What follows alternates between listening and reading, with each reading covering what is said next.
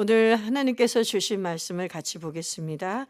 오늘 주신 말씀은 에베소서 2장 1절에서 10절까지의 말씀입니다. 우리 한 절씩 교독하겠습니다. 네, 제가 먼저 읽도록 하겠습니다. 우리 자매님들은 PPT 보시면서 교독하시면 되겠습니다. 그는 허물과 죄로 죽었던 너희를 살리셨도다. 그 가운데서 행하여 이 세상 풍조를 따르고 공중의 권세 잡은 자를 따랐으니 곧 지금 불순종의 아들들 가운데서 역사하는 영이라. 3절 띄워주세요. 전에는 우리도 다 그 가운데서 우리 육체 욕심을 따라 지내며 육체와 마음에 원하는 것을 하여 다른 이들과 같이 본질상 진노의 자녀였더니 긍휼이 풍성하신 하나님이 우리를 사랑하신 그 큰 사랑을 인하여 허물로 죽은 우리를 그리스도와 함께 살리셨고 너희는 은혜로 구원을 받은 것이라. 또 함께 일으키사 그리스도 예수 안에서 함께 하늘에 앉히시니 이는 그리스도 예수 안에서 우리에게 자비하심으로써 그 은혜의 지극히 풍성함을 오는 여러 세대에 나타내려 하심이라. 너희는 그 은혜에 의하여 믿음으로 말미암아 구원을 받았으니 이것은 너희에게 난 것이 아니요 하나님의 선물이라. 행위에서 난 것이 아니니 이는 누구든지 자랑하지 못하게 함이라. 우리는 그가 만드신 바라 그리스도 예수 안에서 선한 일을 위하여 지으심을 받은 자니 이 일은 하나님이 전에 예비하사 우리로 그 가운데에서 행하게 하려 하심이니라. 아멘. 오늘 말씀의 제목을 같이 한번 읽어보겠습니다. 오늘 말씀의 설교 제목을 띄워주세요. 네, 같이 한번 읽어볼까요? 예수 안에서 선한 일을 위하여 지으심을 받은 자. 네, 아멘. 오늘 에베소서 2장의 말씀을 통해서 우리가 가진 새로운 정체성, 우리가 가진 새로운 신분에 대해서 알아보면서 우리는 과연 어떠한 선한 일을 위해서 지음을 받은 자인지 하나님의 말씀을 나눠보려고 합니다. 우리가 지난주에도 에베소서 1장 우리가 배웠지만 에베소서는 특별히 만세 전부터 하나님께서 우리를 당신의 자녀로 택정하시고 예정하신 그 놀라운 은혜에 대해서 섭리에 대해서 말씀을 강론하면서 에베소서 1장을 시작합니다. 그런데 하나님의 그 창세 전부터 예정하셨던 그 놀라우신 아버지의 그 구원의 섭리가 아버지의 목적이 있었다는 것이죠. 하나님께서 우리를 구원하시고 우리를 하나님의 자녀로 삼아주신 그 목적이 오늘 에베소서 2장에서 나타내주고 있습니다. 여러분, 오늘 먼저 우리가 살펴볼 것은 우리가 하나님의 자녀가 되기 이전의 우리의 상태, 예수님을 우리의 구조로 영접하기 이전의 우리의 상태는 어떤 상태인지 오늘 에베소서에서 말씀해 주는데요. 한마디로 말해서 허물과 죄로 죽었던 자라고 말씀하고 있습니다. 여러분, 우리에게는 두 가지 생명이 있어요. 하나는 우리가 육신의 부모님을 통해서 출생했을 때 얻은 생명이죠. 그 생명은 믿는 자나 믿지 않는 자나 모두가 가지고 있는 생물학적인 생명입니다. 육신의 생명이에요. 그런데 오늘 에베소서에서 말씀하는 1절에서 너희가 이전에는 죄의 허물로 죽어 있었다. 그때 죽었다를 가리킬 때 성경이 말하는 것은 영적인 생명이 없는 자라는 것을 말씀해 주는 거예요. 아직은 영적인 생명을 부여받지 못한 자, 다시 말하면 하나님의 자녀가 되지 못했고 영생을 얻지 못한, 구원을 얻지 못한 상태를 죄와 허물로 죽었던 자라고 말하는 것입니다. 그래서 겉으로는 우리가 멀쩡하게 사는 것 같아도 하나님이 보시기에는 다 죽은 자들의 삶으로 하나님은 보고 계시는 거예요. 그때 우리의 상태를 성경은 뭐라고 얘기하냐면 불순종했던 자들 가운데 역사는 영, 이 세상의 신, 마귀에게 속해 있다고 오늘 성경이 말하고 있습니다. 오늘 에베소서뿐만 아니라 오늘 요한일서 우리 3장 8절의 말씀을 한번 읽어보겠습니다. 요한일서 3장 8절을 제가 읽겠어요. 죄를 지는 자는 마귀에게 속하나니 마귀는 처음부터 범죄함이라. 하나님의 아들이 나타나신 것은 마귀를 멸하려 하심이니라. 아멘. 성경은 분명하게 죄를 짓고 있으면 우리가 속해 있는 그 영은 누구냐면 하나님이 아니라 성령이 아니라 마귀에게 속해 있다고 말하고 있습니다. 오늘 에베소서도 바로 2장에서 그것을 말씀하죠. 우리가 이전에 죄로 인해서 죽었었던 상태의 우리는 죄악 가운데 살고 있고 우리 육체의 욕심대로 사는 상태인데, 그때 우리는 누구에게 속했느냐? 하나님이 아니라 마귀에게 속해 있던 것입니다. 또 마귀의 그 졸개들인 역사하는 수많은 악한 영들 가운데 우리가 속해서 우리의 육체 욕심대로 죄를 짓고 사는 상태를 성경에서 말해주고 있어요. 시편에서는 우리의 이런 상태를 또 다른 표현을 하고 있는데요. 우리 한번 보겠어요. 시편 49편 20절의 말씀 우리 읽어보겠습니다. 시작. 존귀하나 깨닫지 못하는 사람은 멸망하는 짐승 같도다. 시편 62편 9절도 말씀 한번 읽어봅시다. 시편 62편 9절 같이 읽어볼까요? 시작. 아 슬프도다. 사람은 입김이며 인생도 속임수이니 저울에 달면 그들은 입김보다 가벼우리로다. 아멘.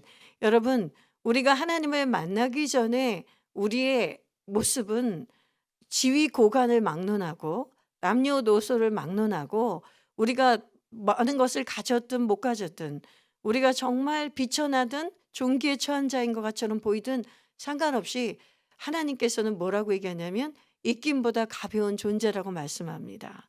그리고 우리가 하나님 없이 살았던, 우리가 영생을 얻지 못하고 죽어 있었던, 영적인 생명 없이 살았던 상태는 인생은 속임수라고 말하고 있어요. 아무리 고대강실에 살고 영광을 우리가 누리며 살아도 하나님은 그 인생을 속임수라고 말하는 것입니다. 다시 말하면 우리는 많은 것을 추구하고 목적을 가지고 꿈을 가지고 성취하면서 하는 것 같지만 멸망하는 짐승처럼 결국은 지옥불에 떨어지는 존재가 되고 만다는 것이에요. 시편 49편에서 분명히 인생이 존귀하게 만들어졌다고 얘기합니다. 우리는 하나님의 형상으로 만들어졌습니다. 태초에 우리가 죄를 짓기 전의 모습은 존귀한 자 맞습니다.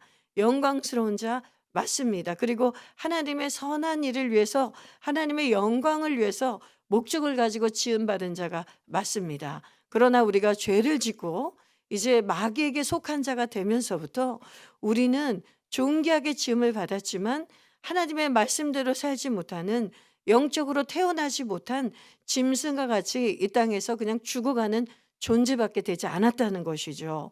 그리고 사람이 입김보다 가벼운 존재처럼 그냥 어느 날 호흡이 없어지면, 우리의 숨이 걷어가지면 그냥 수많은 짐승들과 같이 똑같이 죽어버리는 존재라는 것입니다. 그런데 짐승들은 죽어도 지옥은 가지 않습니다. 그러나 마귀에 속한 우리 인간의 운명은 이제 그렇게 짐승처럼 이 땅에서 쓰러져 갈 뿐만 아니라 죽음 뒤에는 심판이 있어서 하나님을 믿고 예수님을 믿어서 영생을 얻은 자 외에는 다 지옥불에 떨어지는 심판을 받게 되는 것입니다. 그래서 하나님께서는 이 인생들을 이대로 볼 수가 없었죠. 그래서 하나님께서 그 아들 예수 그리스도를 예비하셨습니다.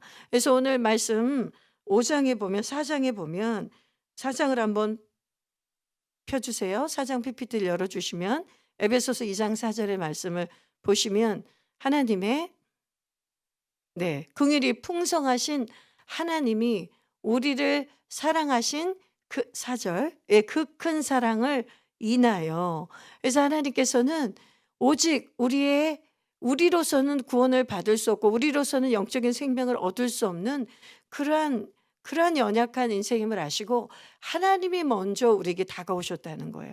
허물로 죽은 우리를, 죄로 죽은 우리를 하나님이 먼저 찾아오셔서 그리스도를 우리에게 보내주셨다는 것입니다. 그래서 우리가 다 아는 것처럼 예수 그리스도가 십자가에 죽으시고 부활하셨죠.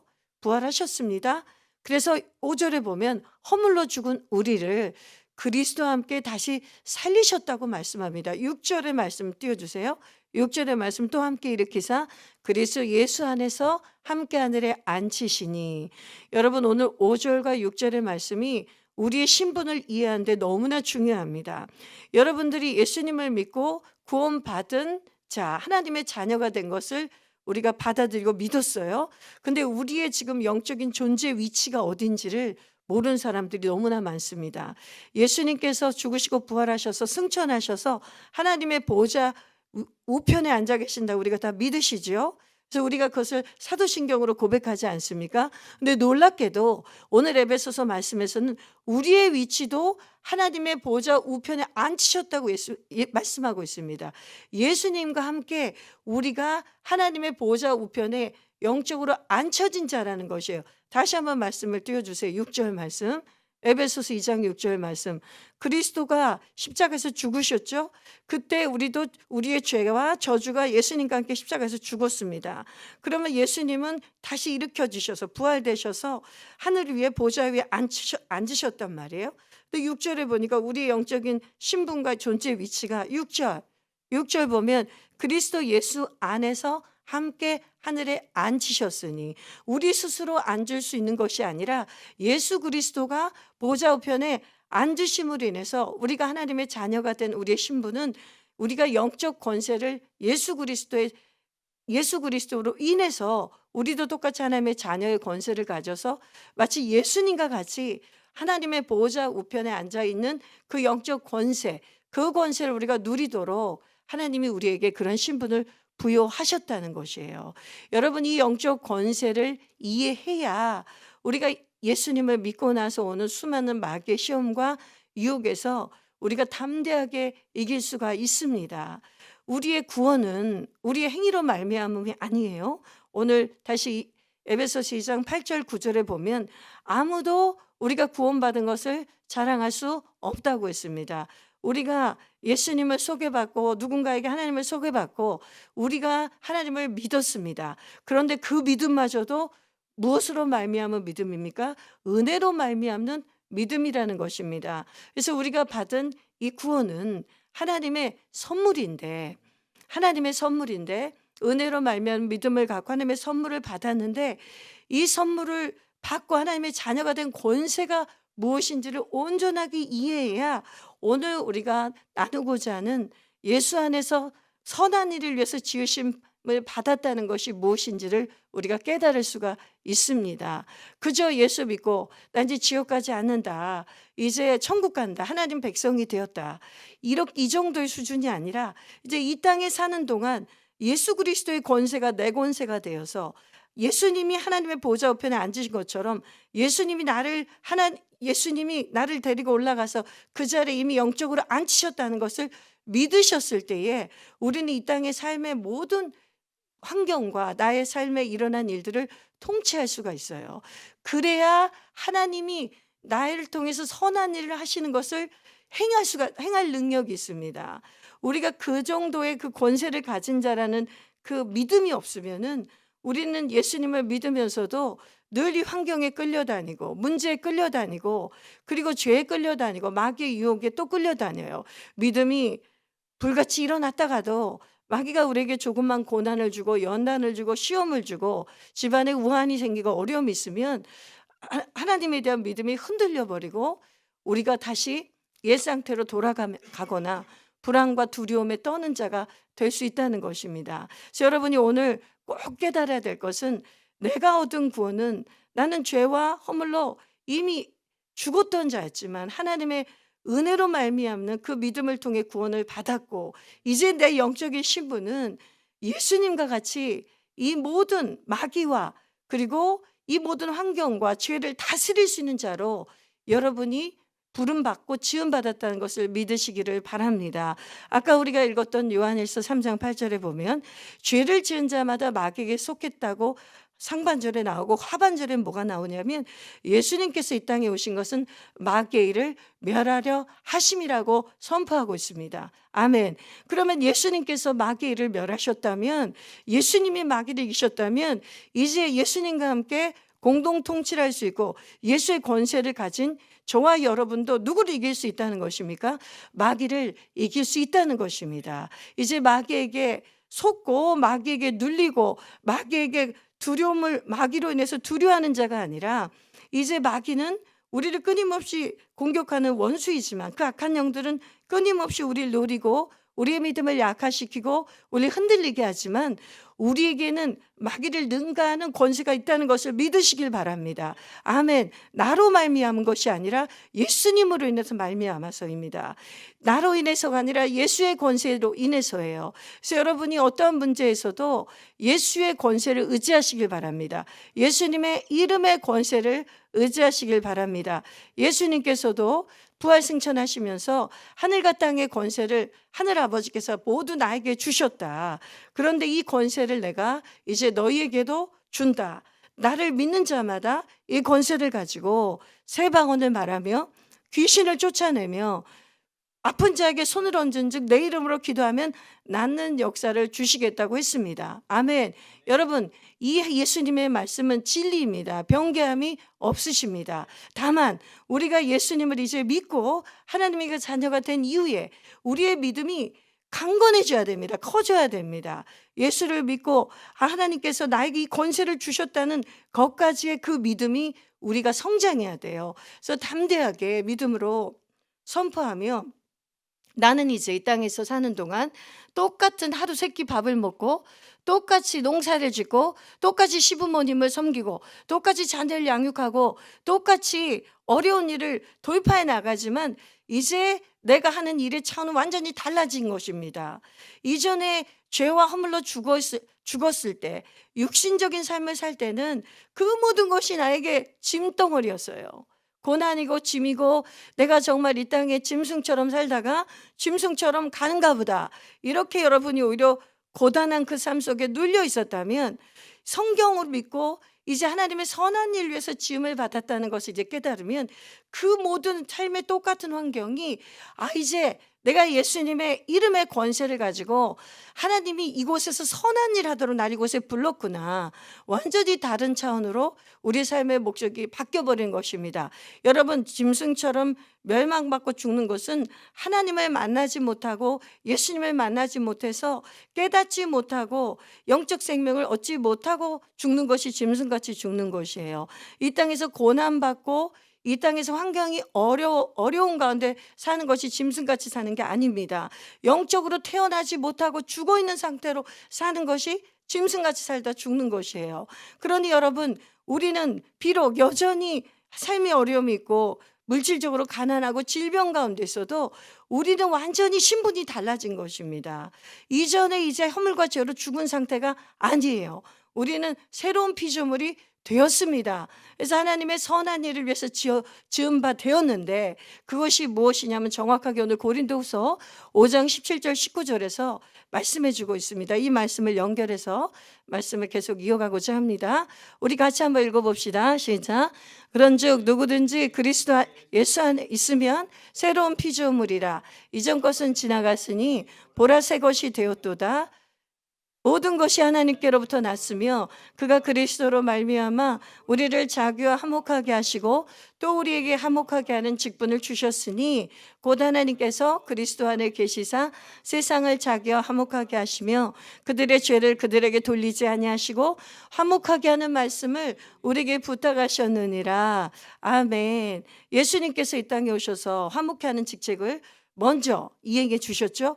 그래서 예수님의 화목제물이 예수님께서 화목제물이 되심으로 우리가 하나님의 자녀가 되었는데 놀랍게도 그리스도 예수 안에서 선한 일을 위하여 지으심을 받은 자인 우리에게도 하나님은 똑같은 직분을 주셨다는 것입니다. 화목케 하는 직분을 주신 것입니다. 여러분, 이것이 하나님이 우리를 선한 일을 위해서 지으심을 지었다고 말씀하신 것의 핵심적인 말씀입니다.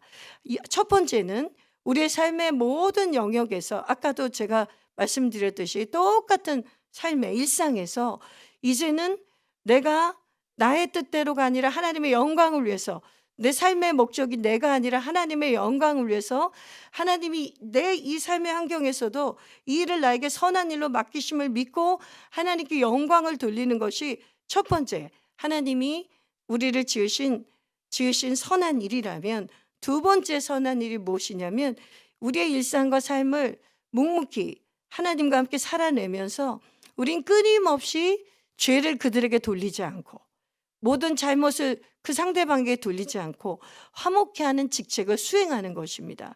하나님이 부탁하셨다고 표현을 해요. 내가 너희와 나를 화목케 했으니 내가 너와 나 사이를 나의 아들 예수 그리스도를 희생시키면서 너희에게 내 아들을 희생 제물로 내어주면서 내가 너와 나 사이를 화목케 하고 내가 너를 구원한 것처럼 나의 사랑한 자녀들아, 이제 너희도 너의 삶의 환경에서 너와 만나는 모든 사람들에게 화목케 하는 자가 되라. 화평케 하는 자가 되라. 하나님과 그들을 화해시키라는 거예요. 누가? 이제는 내가. 그러니까 내가 누구 일을 하는 거예요? 예수님이 하신 일을 하는 거예요. 여러분 너무 놀랍지 않습니까? 근데 이게 왜 가능할까요? 아까 우리의 신분이 누구의 신분과 같이 됐다 그랬어요? 예수님과 같이 됐기 때문에 가능한 거예요. 우리 이전의 모습으로는 불가능합니다. 나도 죄인이고 그도 죄인인데 내가 어떻게 그에게 죄를 돌리지 않은 권세가 있단 말입니까? 근데 예수님을 믿으면 내 안에 예수께서 역사하시고 나는 예수의 이름으로 살기 때문에, 나는 예수의 권세로 살기 때문에 예수님이 이 세상과 하나님을 화목케 하는 그 직책을 바로 이제 내가 할 수 있게 되었다는 것이죠. 여러분, 이것처럼 선한 일이 어디 있겠습니까?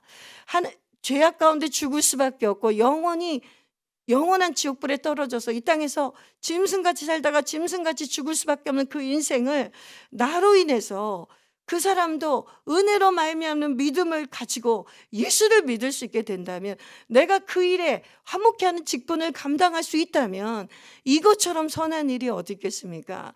여러분, 우리가 이제 예수님을 믿고 나면, 하나님을 믿고 나면 우리의 삶은 너무 단순해집니다. 이제 복잡할 게 아무것도 없어요. 이제는 나를 위해서 사는 삶이 아니에요. 내 자식을 위해서 사는 삶도 아니에요. 이 땅에서 내가 무엇을 먹을까, 무엇을 입을까, 무엇을 마실까, 어떻게 하면 더 잘 살까, 어떻게 하면 편안해질까, 이게 목적이 아니에요.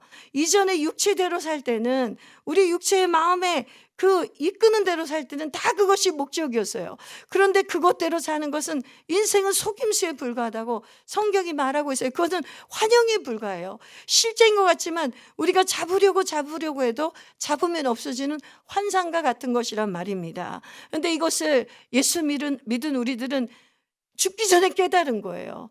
심판대 앞에서 깨달으면 이제 기회가 없어요. 그런데 죽기 이전에 하나님이 내가 살아있는 이 동안에, 육신적 생명이 살아있는 동안에 우리에게 큰 사랑을 주시고 긍휼과 인자를 베푸셔서 어떻게 예수님을 믿을 수 있는 은혜를 주셨는지, 정말 이것만 생각해도 우리에게는 감격입니다. 그래서 우리는 이제 너무나 심플하게 사는 거예요. 단순하게. 나는 이제 하나님의 선한 일 위해서 지심을 받은 자다. 나는 하나님을 위해서 산다. 내가 먹어도 하나님을 위해서 살고, 내가 일을 해도 하나님을 위해서 하고, 내가 잘 돼도 하나님을 위해서 잘 되는 것이고, 내가 잘 돼야 된 이유는 하나님의 이름이 먹칠을 받지 않고, 하나님의 이름의 영광이 하나님의 영광 가리지 않게 해서 하나님을 높이고 하나님을 존귀하게 높이며 그분이 나를 통해 높여지기를 원하는 삶이 우리가 선한 일 위해서 지으심을 받은 자의 삶의 목적이 되어야 됩니다. 아멘이십니까? 그리고 두 번째, 오늘 아까 제가 말씀드린 것처럼, 그러면 나만 그렇게 구원받은 자로, 은혜 받은 자로 살 것인가? 아니죠. 세상과 하나님을 화목케 하는 자, 내 주변의 사람들을 한 명이라도 내 삶 속에서 내 가족을, 내 북에 있는 가족을, 내 지금 중국 이 한족과 맺어진 이 가족을, 내가 모시고 있는 시모를, 내 남편을, 내 아들을, 여러분 이분들을 여러분이 구원으로 이끄는 화목케 하는 그 직책을 감당하실 때에 하나님께서 그리스도 안에서 여러분을 선한 일 위해서 지으신 그 목적이 이루어질 줄 믿습니다. 아멘.